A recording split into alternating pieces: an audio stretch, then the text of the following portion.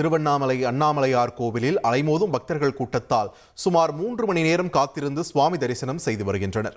இதுகுறித்த கூடுதல் தகவல்களை செய்தியாளர் குரு தண்டபாணி வழங்கிட கேட்கலாம். குரு தண்டபாணி, வணக்கம். திருவண்ணாமலையை பொறுத்தவரைக்கும் தமிழகம் தாண்டி பிற மாநிலங்களிலும் இருந்தும் பக்தர்கள் அதிக அளவில் வந்துட்டு இருக்காங்க. இன்று இவ்வளவு கூட்டத்திற்கு என்னென்ன ஏற்பாடுகள் அங்கு செய்யப்பட்டிருக்கின்றன? விரிவாக பதிவு பண்ணுங்க. திருவண்ணாமலையில் ஒவ்வொரு மாதமும் பௌர்ணமி கிரிவலம் என்பது மிகவும் சிறப்பு மிக்கதாகும். இந்த பௌர்ணமி கிரிவலத்திற்கு பாத்தீங்கன்னா ஒரு 17 பக்தர்கள் ஒவ்வொரு மாதமும் பங்கேற்பார்கள்.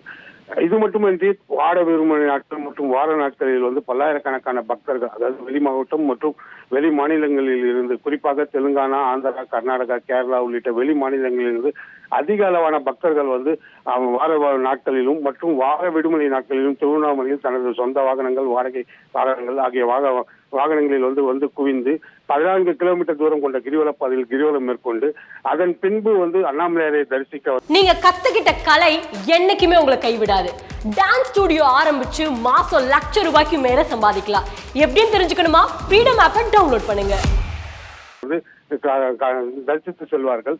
இந்நிலையில் இன்று திருவண்ணாமலையில் பாத்தீங்கன்னா நேற்று சனி மற்றும் இன்று ஞாயிற்றுக்கிழமைகளில் திருவண்ணாமலை அண்ணாமலையார் கோவிலில் சாமி தரிசனம் செய்ய பல லட்சக்கணக்கான பக்தர்கள் குவிந்ததால் இங்கு மிகப்பெரிய போக்குவரத்து ஏற்பட்டது.